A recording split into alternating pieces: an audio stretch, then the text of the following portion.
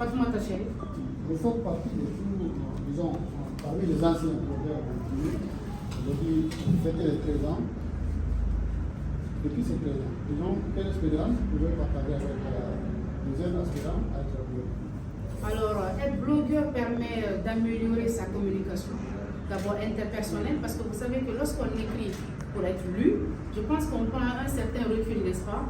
On développe une certaine capacité, un certain développement personnel, parce que vous écrivez quelque chose qui sera lu, quand c'est publié, c'est fini. C'est vrai que vous pouvez corriger de nos jours, mais la première publication, lorsqu'il y a des erreurs, lorsqu'il y a des contenus qui ne sont pas favorables, votre personne même est en jeu.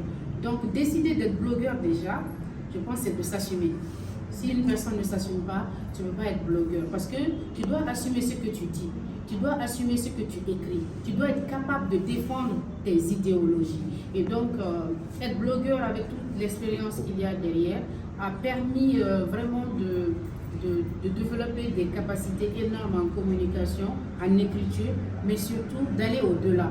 Il ne s'agit pas seulement de dénoncer. Comment agir pour changer les choses? Et c'est en cela que je parle ici de journaliste citoyen, parce que le journaliste citoyen est un blogueur aussi, mais qui ici participe à la production d'une information qui va changer les choses dans sa communauté.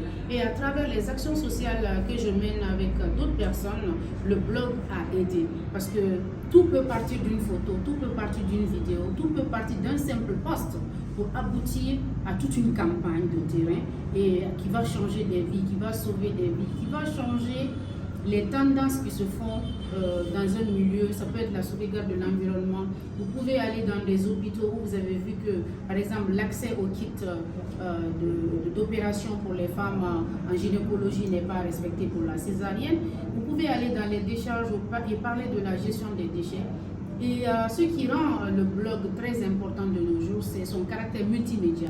Au-delà de l'écriture, on peut prouver et montrer ce qu'on dit dans le texte. On peut rajouter du son, on peut rajouter aussi de la vidéo, on peut faire des photos et même le graphisme, c'est-à-dire le dessin. Donc tout ce qui est satirique, on peut le faire. On peut aussi utiliser nos écrits, nos contenus pour les partager dans différents canaux, comme les WhatsApp, les Telegram, Facebook et plein d'autres réseaux sociaux. Et donc toute cette multitude de communication permet d'atteindre différents cibles, n'est-ce pas? Celui qui ne le voit pas sur votre blog, à travers le partage dans les groupes, peut le voir là-bas. Et donc, c'est une opportunité aujourd'hui qu'on doit mettre à profit de tout le monde, pas seulement pour sa personne, mais comment au-delà de ce que j'écris pour moi, cela peut impacter la vie de l'autre et impacter toute une communauté et peut-être influencer les autres à faire comme nous. Alors, on a vu par le passé beaucoup d'actions qui ont porté fruit. On pense notamment à Montre ta route, Selfie d'essai, mais est-ce qu'à date avec la floraison des pseudo-blogueurs, est-ce qu'on peut dire que le blogging a encore d'avenir?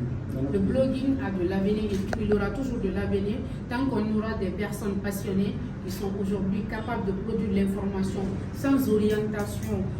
Et aujourd'hui, l'idée c'est de vraiment partager ton aperçu de la situation et de manière engagée. Et donc le blog aura toujours de l'avenir tant qu'il y aura des personnes engagées pour écrire, pour faire des vidéos, pour raconter des vies et pour raconter ce qui se passe au quotidien. Et le blog aura toujours un avenir malgré l'IA. Parce que moi, par exemple, bien que je sois dans le domaine de la communication et des multimédias, je préfère l'authenticité de l'information qui est dite par une personne. Quand je suis sur les réseaux sociaux, dès que j'entends la voix de l'IA, je passe. Parce que pour moi, déjà, il y a peut-être une manipulation derrière. Pourquoi la personne ne veut pas mettre sa propre voix, n'est-ce pas? Donc, il faut s'assumer. Je l'ai dit tout à l'heure, il faut savoir s'assumer. Donc, le blogging a toujours de l'avenir. Dès qu'on aura quelque chose à dire, le blogging existera. Un peu comme le journalisme, malgré toutes les restrictions, il survivra. Bon, merci beaucoup. Merci.